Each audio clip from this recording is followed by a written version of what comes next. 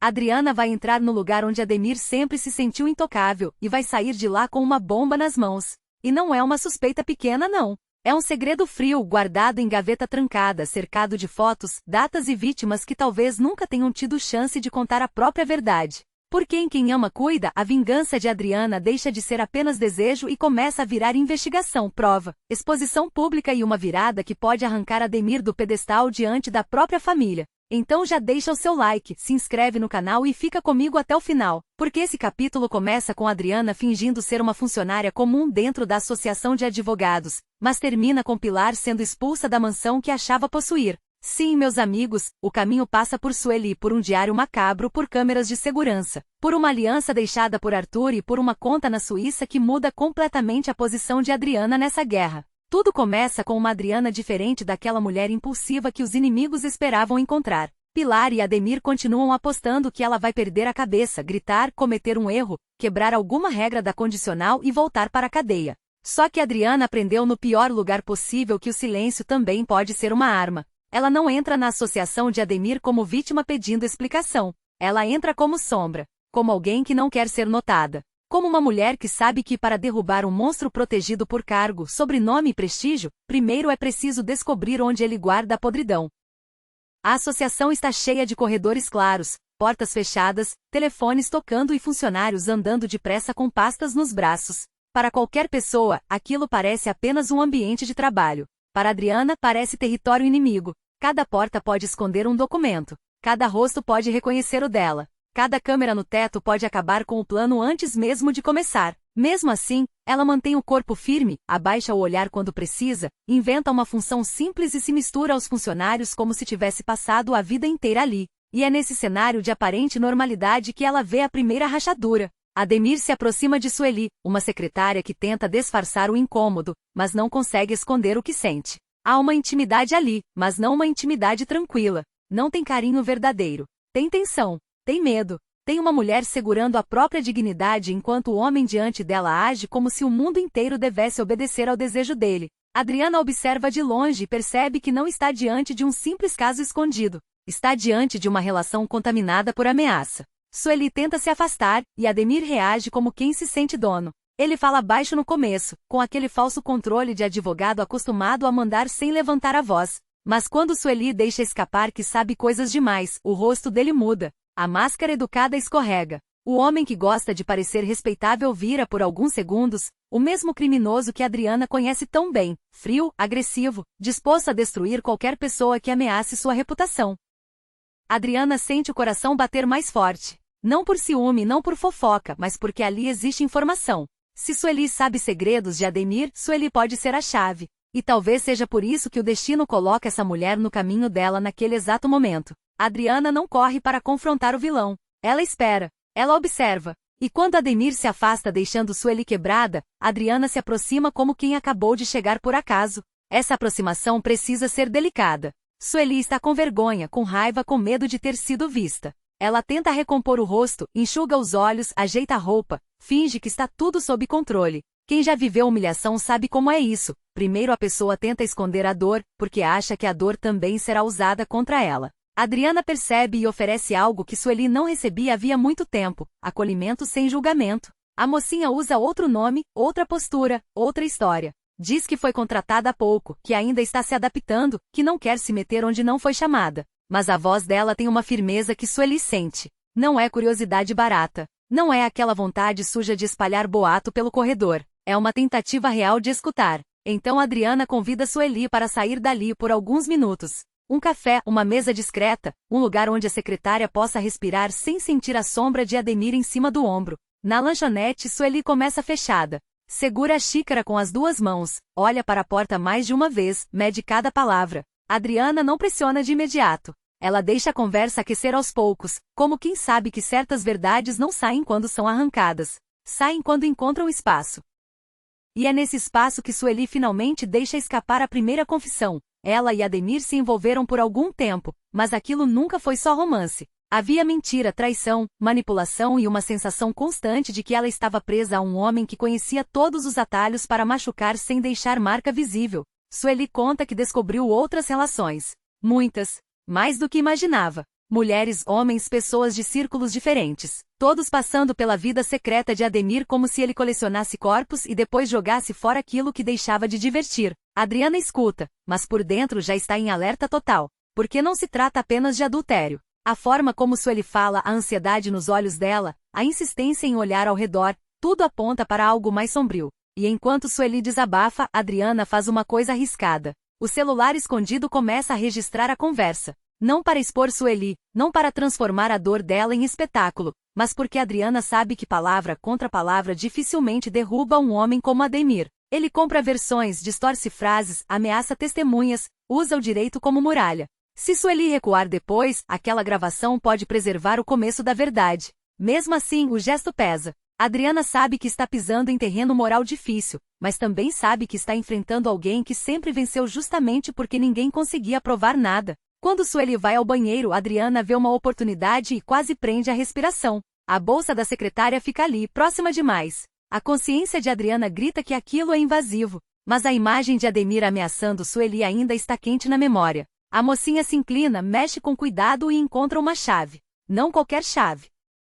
Uma chave que pode abrir o lugar onde Ademir talvez esconda aquilo que todos procuram sem saber. Junto dela, há pequenos pedaços de papel rasgado, como se alguém tivesse destruído um bilhete às pressas. Adriana recolhe o que consegue. O barulho do banheiro a obriga a agir rápido. Ela guarda a chave, os fragmentos e volta à postura tranquila antes que Sueli reapareça. As duas se despedem com um abraço contido, e Sueli agradece por ter sido ouvida. Mas quando a secretária vai embora, Adriana não retorna para casa. Ela olha para a associação como quem encara uma porta proibida e entende que talvez aquela seja a chance mais perigosa de sua vida. Mais tarde, com o prédio quase vazio, Adriana volta. Os corredores parecem maiores quando não há movimento. A luz fica mais fria. Qualquer ruído parece denúncia. Ela caminha devagar, atenta ao chão, aos sensores, às sombras das portas. Ao chegar perto da sala de Ademir, encosta o ouvido por um segundo e tenta decifrar o silêncio. Há um pequeno som perdido no ambiente, mas nada que indique a presença do advogado. Então ela usa a chave. A fechadura cede e a porta se abre como se a própria sala estivesse permitindo que a verdade escapasse. Dentro do escritório, tudo fala sobre Ademir. A mesa organizada demais. Os livros jurídicos exibidos como troféus. As canetas caras. As fotos de família estrategicamente posicionadas para vender respeitabilidade. Um homem como ele entende a importância da imagem. Por isso, cada objeto parece escolhido para dizer aos outros que ali trabalha um profissional sério, um pai digno, um marido respeitável, um homem acima de suspeitas. Adriana olha aquilo e sente uma repulsa silenciosa, porque conhece o abismo entre o cenário e o homem. Ela começa a vasculhar gavetas, pastas, envelopes, papéis. Nada muito óbvio aparece. E talvez isso seja ainda mais assustador, porque alguém como Ademir não deixaria provas importantes onde qualquer funcionário pudesse encontrar. Até que Adriana nota uma gaveta diferente. Trancada, mais pesada, quase escondida pelo desenho do móvel. Aquele detalhe acende algo dentro dela. Quem tranca demais alguma coisa normalmente não está protegendo bobagem. Com paciência, ela procura um mecanismo, tateia por baixo da gaveta e encontra uma pequena peça metálica. O clique parece alto demais no silêncio da sala. Adriana para, escuta, espera. Nada. Então puxa a gaveta e encontra o que nunca imaginou ver. Um caderno. Não um caderno de compromissos comum. Um objeto pessoal estranho, carregado de uma energia ruim. Sobre ele, uma foto de Sueli. E essa foto faz o sangue de Adriana gelar. Ela abre as páginas devagar. Há imagens coladas, nomes anotados, datas de nascimento e datas de morte. Mulheres.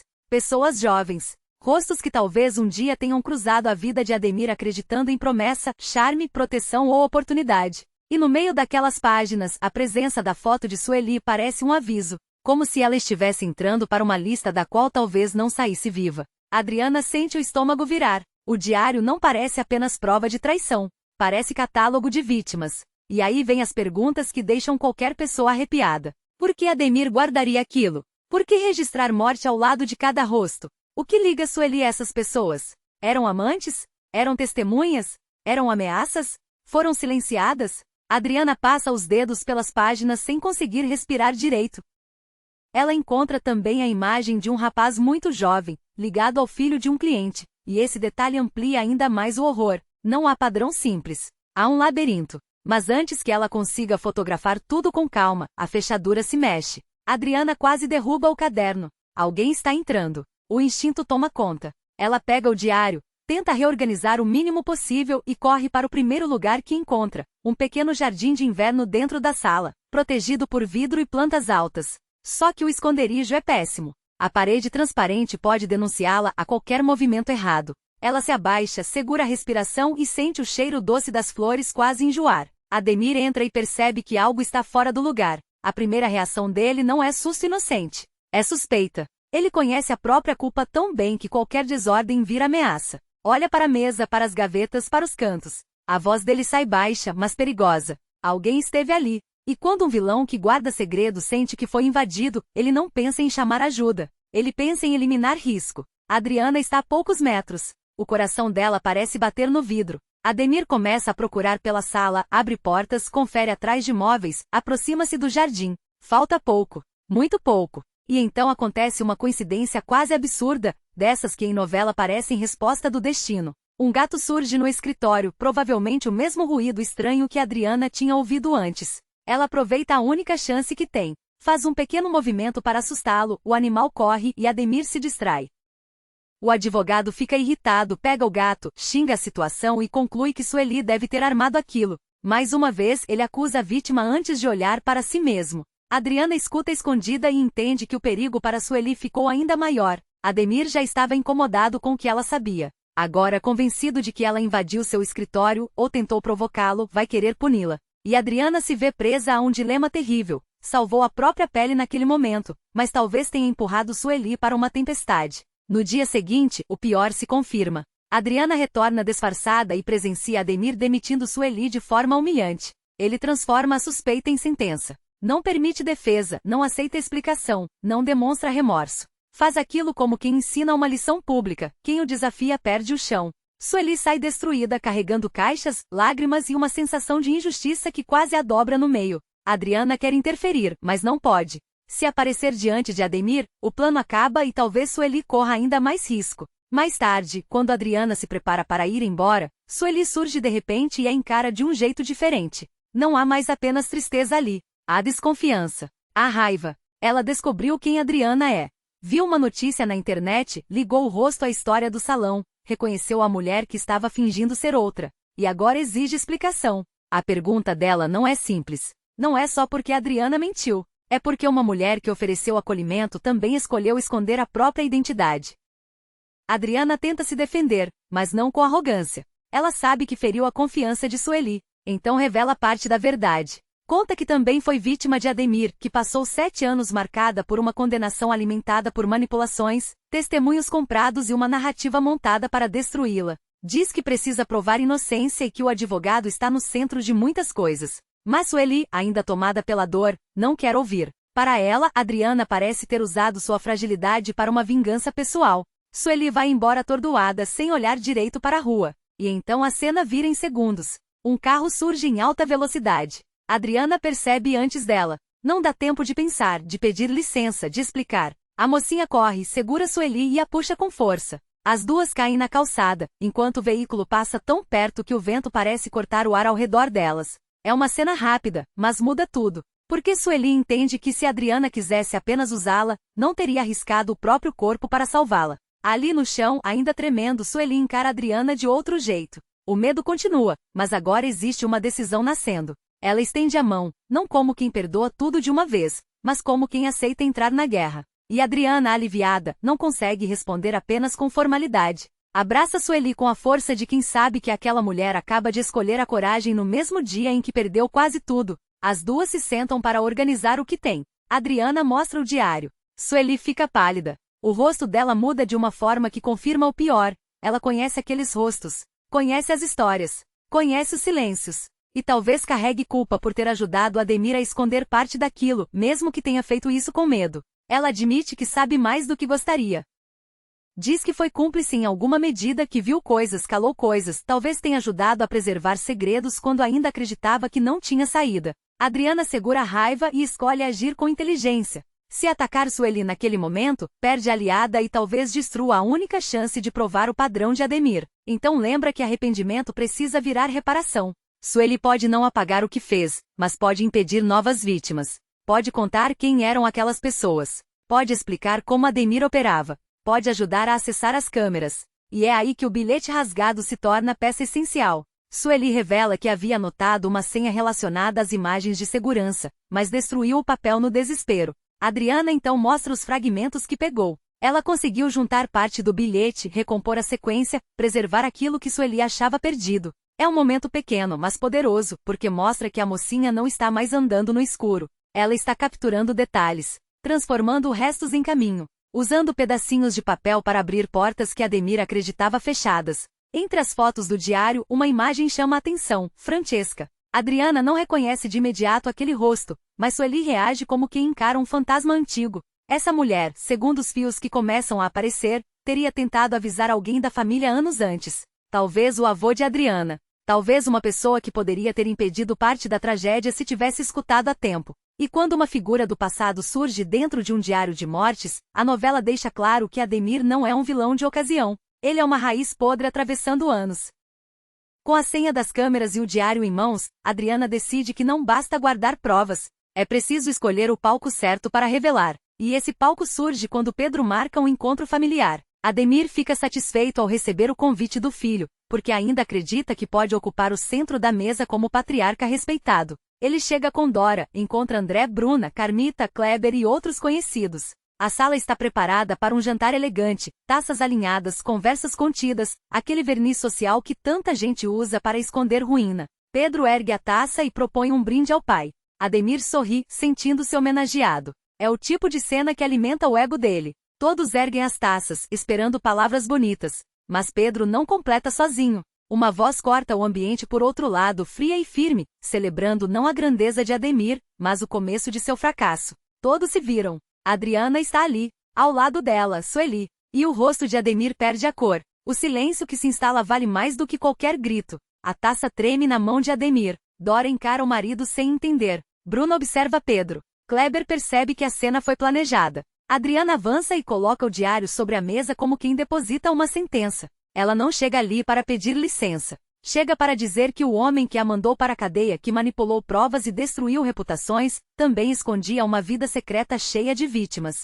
Sueli assume a própria parte com vergonha, mas também com coragem. Diz que foi envolvida por Ademir, que descobriu outras relações, que ouviu coisas demais e percebeu tarde demais que aquelas pessoas não sumiam por acaso. Cada página do diário começa a circular entre os convidados, e o horror cresce no rosto de todos. Nomes, fotos, datas.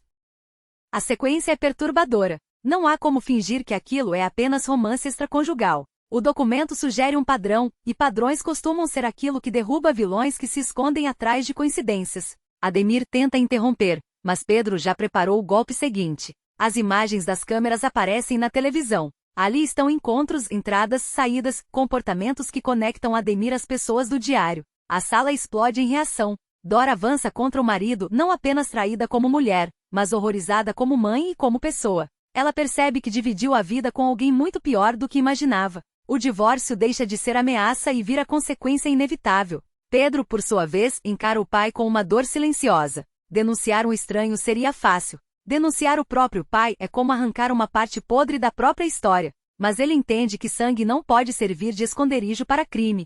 Se há provas, se há vítimas, se há manipulação, então Ademir precisa responder. E naquele jantar, pela primeira vez, o advogado perde aquilo que mais prezava, a capacidade de controlar a narrativa antes que ela chegasse aos outros. Encurralado, Ademir ainda tenta ferir Adriana. É quase instintivo. Quando não consegue negar tudo, tenta lembrar que ela já foi destruída, que perdeu anos, que ficou sem nada. Mas Dora, tomada por raiva e talvez por culpa, solta uma informação que muda o rumo da história. Ela diz a Adriana para olhar com atenção a aliança que Arthur deixou no casamento. Há algo gravado ali. Algo que Arthur contou a Ademir no dia em que morreu. E a reação desesperada do vilão confirma que aquele detalhe é grande demais.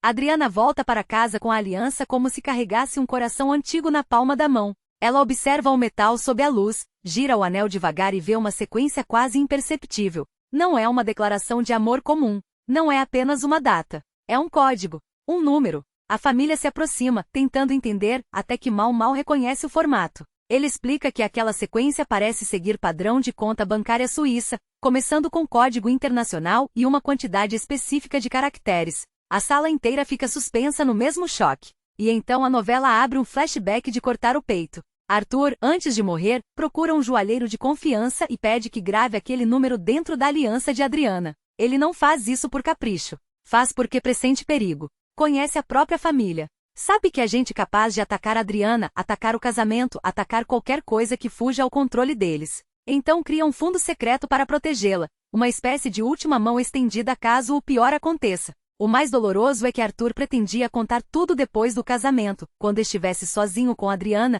talvez como presente, talvez como promessa de segurança. Mas não teve tempo. O amor dele ficou preso dentro de uma aliança por 7 anos. Imaginem Adriana percebendo isso. Durante todo o tempo em que foi chamada de interesseira, criminosa, destruidora de família, Arthur tinha preparado uma proteção para ela. E ninguém contou. O dinheiro existia. A prova existia. O caminho existia. Só estava escondido em uma joia que ela carregava como lembrança de dor. Para confirmar, Adriana vai à joalheria, e ali enfrenta mais uma humilhação. Silvana a vê entrando e reage como se a presença da mocinha sujasse o chão. A arrogância dessa mulher parece não ter limite. Ela ameaça chamar a polícia, fala da condicional, tenta expulsar Adriana antes mesmo de ouvir o motivo da visita. Mas Tiago aparece e corta a grosseria da mãe. Ele entende que há algo sério acontecendo e leva Adriana para conversar com quem realmente pode esclarecer a gravação. O joalheiro confirma. Arthur pediu a inscrição. Arthur deixou instruções. Arthur confiou nele. E depois de anos guardando o segredo, o homem entrega um envelope escrito pelo próprio Arthur. Adriana segura aquele papel com mãos trêmulas. Não é apenas dinheiro. É voz. É presença. É como se Arthur, atravessando o tempo, finalmente conseguisse dizer que acreditava nela, que pensou nela, que tentou protegê-la antes de ser calado. Sem recursos sobrando, a família e os amigos se unem para viabilizar a viagem. E essa parte é bonita porque mostra que Adriana, mesmo prestes a descobrir uma fortuna, ainda depende do afeto concreto de quem ficou ao lado dela. Uma vaquinha, uma passagem, uma mala simples, roupas comuns, o envelope junto ao corpo como tesouro. Ela entra no avião para Genebra não como milionária, mas como uma mulher carregando a última pista deixada pelo homem que amou. Na Suíça, o banco parece outro mundo. Tudo silencioso, frio, organizado, distante da confusão emocional que Adriana viveu. Ela apresenta documentos, número da conta, senha deixada por Arthur. Cada minuto de espera parece uma vida inteira. Até que uma funcionária confirma o acesso e mostra o valor disponível. 500 milhões de euros. Adriana quase não acredita. Não é apenas riqueza. É liberdade estratégica. É poder para contratar defesa, investigar, comprar silêncio de volta transformado em prova, recuperar o que roubaram dela. Ela decide transferir parte do valor para o Brasil e manter o restante protegido. A escolha mostra inteligência. Adriana não se deixa cegar pela fortuna. Ela sabe que dinheiro demais também chama inimigos demais. O que precisa agora é recurso para agir com precisão. Quando volta, muda por fora apenas o necessário. Corte novo, roupas melhores, presença mais firme. Nada de exagero. Nada de ostentação vazia. Adriana entende que a maior transformação não está no guarda-roupa. Está no fato de que agora ela pode jogar sem implorar. E o primeiro grande movimento financeiro mira exatamente onde mais vai doer em Pilar. A mansão de Arthur. Aquela casa não é só imóvel. É símbolo. É território. É memória sequestrada. Pilar vive ali como se o chão, as paredes e até o ar pertencessem a ela. Mas Adriana sabe que Arthur queria outra vida naquele lugar. Então procura Kleber e pergunta se existe uma maneira de comprar a propriedade sem que Pilar perceba antes da hora. Kleber examina documentos ligados ao inventário e descobre uma brecha. A mansão está cercada por dívidas antigas, contas esquecidas ou desprezadas por quem acreditou que luxo se sustentava sozinho. Para Pilar, dinheiro sempre pareceu infinito quando servia para aparência. Mas responsabilidades silenciosas se acumulam. E se Adriana adquirir essas dívidas pelo caminho correto, pode assumir o controle da casa. O plano é ousado, quase teatral. E justamente por isso combina com a vingança que Pilar merece. Adriana manda a família arrumar as malas. Elisa pergunta para onde vão, preocupada. Otoniel observa a neta tentando entender até onde ela pretende ir. Mal sorri, orgulhoso, porque sabe que aquela não é apenas mudança de endereço. É retorno simbólico. Eles vão para o lugar de onde nunca deveriam ter sido arrancados. Para a casa que Arthur sonhou dividir com Adriana. Para dentro do território onde Pilar sempre reinou como se ninguém pudesse tocá-la. Quando o caminhão de mudanças para diante da mansão, a cena é de arrepiar. Os móveis simples descem, as caixas entram, os ajudantes circulam pela sala. Dinah se desespera e corre para chamar Pilar. A vilã aparece furiosa, tomada por uma indignação tão ridícula quanto reveladora. Ela não pergunta o que está acontecendo com calma. Ela olha os objetos da família de Adriana como se fossem lixo invadindo um templo. É classismo puro, arrogância nua, desespero disfarçado de nojo. Adriana continua dando instruções como se Pilar fosse ruído de fundo. E isso enlouquece a vilã. Pilar grita, ameaça, tenta pegar pertences, chama a polícia, convoca aliados. Logo aparecem Ademir, Ulisses, Silvana e outros membros daquele círculo que sempre acreditou que bastava falar alto para a realidade obedecer. Ademir tenta usar o discurso jurídico de sempre, ameaça condicional de Adriana, sugere invasão, tenta assustá-la com a possibilidade de prisão. Mas dessa vez Adriana não treme. Quando o delegado aparece, ela pergunta qual crime cometeu ao entrar em propriedade própria. A frase corta o ambiente. Pilar ri de nervoso, Ademir franze a testa, Silvana fica sem entender. Então Kleber apresenta os documentos. E o silêncio que vem depois é delicioso. A mansão pertence a Adriana. Legalmente. Documentada. Com cópias. Com base. Com prova. Não é invasão. É retomada. Pilar pega os papéis e em um surto patético começa a rasgar. A cena mostra o nível de infantilidade de uma mulher acostumada a confundir capricho com poder. Ela acha que destruir uma folha destrói a verdade. Mas Adriana já esperava esse show. Avisa com calma venenosa que aquilo era apenas uma cópia. A documentação verdadeira está protegida. E agora quem precisa sair é Pilar. Ela, os filhos, os aliados, as posezinhas de dona da casa. Nem a poeira da arrogância deles Adriana quer deixar no chão. E então vem a imagem que fecha esse arco com um gosto de justiça. Adriana, Elisa, Otoniel e Mal brindando enquanto Pilar é obrigada a retirar suas coisas da mansão. A humilhação é completa porque não vem de gritaria. Vem de documento. Vem de paciência. Vem de Arthur falando do passado por meio de uma aliança, de um envelope, de uma fortuna guardada e de uma casa que finalmente volta para quem deveria ter ficado ali. Mas atenção, essa vitória não encerra a guerra. Ela aumenta o perigo. Ademir foi exposto diante da família e agora tem motivos para atacar com ainda mais desespero. Pilar perdeu o símbolo do poder e não vai aceitar cair calada. Silvana já mostrou que corre para avisar a vilã quando Adriana aparece. E Sueli, agora aliada, sabe demais para estar segura. Se o diário realmente liga Ademir a mortes, cada pessoa que tocou nessa prova pode entrar na mira. O que muda é que Adriana finalmente tem posição. Antes, ela era a mulher tentando provar que não era culpada. Agora, ela tem dinheiro, casa, advogado, testemunha, gravação, diário, senha de câmera e uma história que começa a virar contra os verdadeiros criminosos. E isso, meus amigos, é o tipo de virada que faz a novela pegar fogo. Porque quando uma mulher injustiçada deixa de pedir permissão para existir, os vilões descobrem que não estavam enfrentando uma sobrevivente qualquer, estavam enfrentando alguém que aprendeu a transformar dor em estratégia. E eu quero saber de vocês, qual foi a maior bomba desse capítulo? O diário de Ademir com fotos e datas, a denúncia de Sueli, a conta de Arthur na Suíça ou Adriana tomando a mansão de Pilar na frente de todo mundo? De 0 a 10, que nota vocês dão para essa virada da Adriana? Deixem nos comentários, deixem um like e se inscrevam no canal, porque se Ademir já ficou sem chão com o jantar, imaginem o que vai acontecer quando todas as vítimas desse diário começarem a ganhar nome, voz e justiça.